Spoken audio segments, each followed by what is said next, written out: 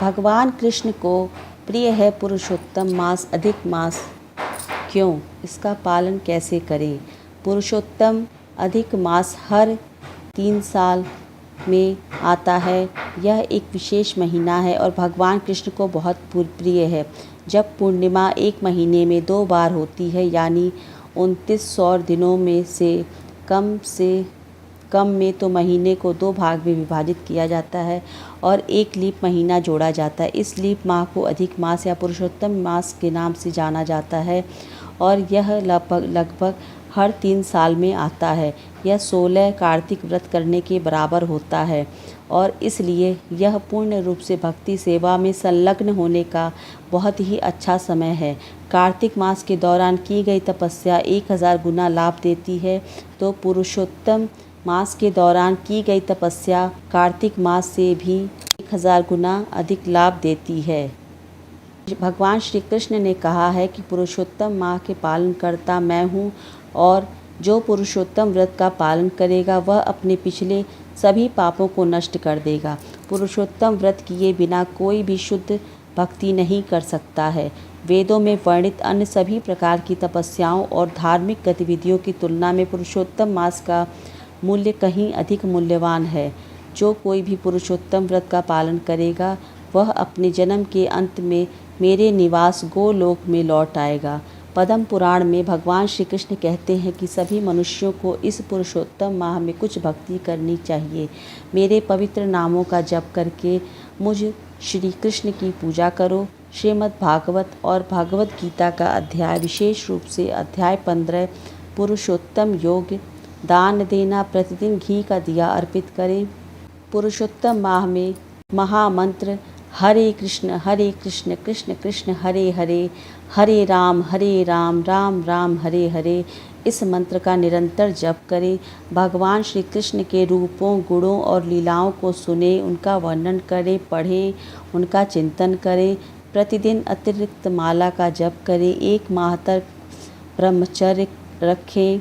प्रतिदिन भगवान सूर्य को जल दे रहे। किसी भी भक्त, ब्राह्मण, संत, गाय, शास्त्र या इस व्रत का पालन करने वाले लोगों की निंदा ना करें।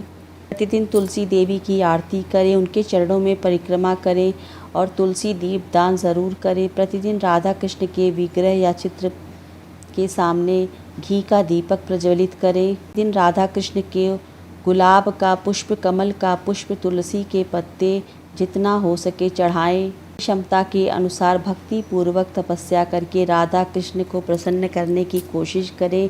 लड्डू गोपाल जी की सेवा करें। बाल स्वरूप भगवान कृष्ण लड्डू गोपाल जी की सेवा करने से भगवान कृष्ण की कृपा अति शीघ्र प्राप्त होती है।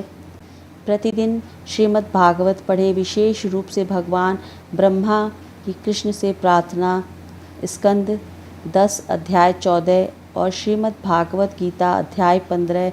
मंदिरों में ब्राह्मणों को और गौ सेवकों को अपनी क्षमता के अनुसार दान दें। प्रतिदिन श्री जगन्नाथाष्टकम, श्री चौराष्टकम, पुरुषाष्टकम, श्री नंदाष्टकम, जया राधा माधव, अन्य राधा कृष्ण भजन और प्रार्थनाओं का गान और जप करने की सलाह दी जाती है। पुरुषोत्तम माह में हो सके तो इस मंत्र का जप अवश्य करें। गोवर्धन धरम वंदे गोपालम गोपरूपिणम गोकुलोत्सवमिशानं गोविंदम गोपिकाप्रियं वंदे नवघनश्याम द्विजभुजं मुरलीधरं पीताम्बरधरं देवं सरधाम पुरुषोत्तमम्। अर्थात मैं गोवर्धन धारण करने वाले गोपाल की पूजा करता हूँ, जो एक चरवाहे लड़के का रूप हैं।